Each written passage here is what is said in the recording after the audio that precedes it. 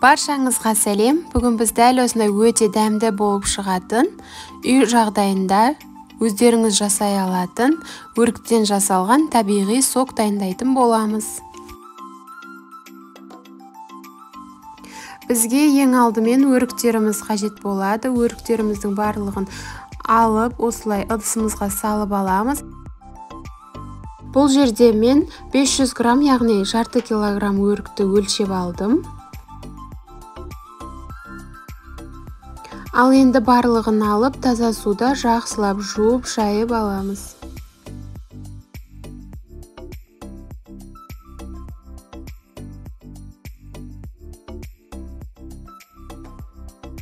Ал ендігі кезекте біз өріктерімізді сүйектерінен ажырататын боламыз. Дәл осы видеода көрсетілгендей астынан ашып, ішінен сүйектерін алып тастаймыз да ыдысқа салатын боламыз. Дәл осылай ретімен барлық өріктеріміздің сүйегінен ажыратып, ыдысымызға салып шығамыз. Міне өріктеріміздің барлығын қайнататын ыдысқа бірден салып алдық, және оның үстінен 500 грамм су өлшеп құятын боламыз. Одан кейін ыдысымызды газге қойып қоямыз.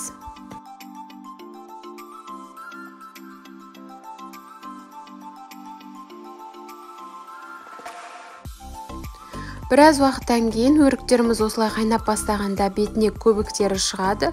Осылай көбіктерін алып тастаймыз. Және өріктерімізді жақсылап осылай араластырып тұрамыз.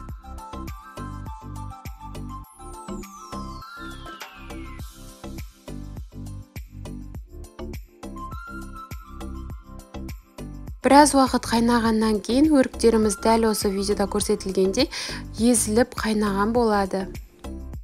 Осы уақытта өріктеріміз қайнап жатқан кезінде үстінен өз қалауыңыз бойынша қантты салсаңыздар болады.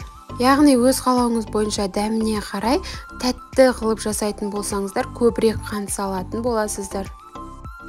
Осылай қанты ерігенше тағы да бір қайнатып аламыз да оттан алатын боламыз. Енді блендер арқылы барлығын өріктерімізді осылай езіп алатын боламыз. Барлық өріктеріміз езіліп болғанша блендерді араластыруды жалғастыра береміз. Міне барлығы араласып болғаннан кейін дәл осылай көрінетін болады.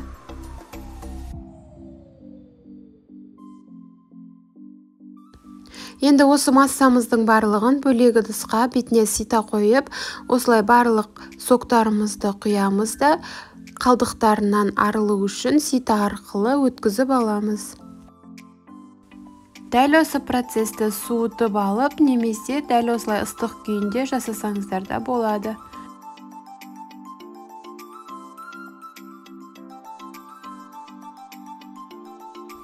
Міне біздің өріктен жасалған табиғи согымыз дайын болды.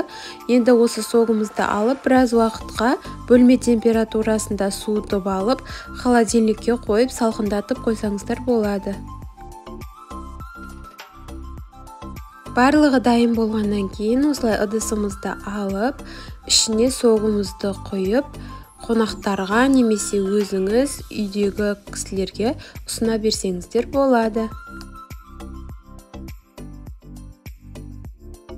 Үй жағдайында бар болғаны 20 минутта дәл осындай табиғи сокты жасап ішсеңіздер болады. Бұл соктың дәмі магазиннен сатып алғанға қарағанда әлде қайда дәмдірек болып келеді, және де үй жағдайында өздеріңіз жасап ішесіздер.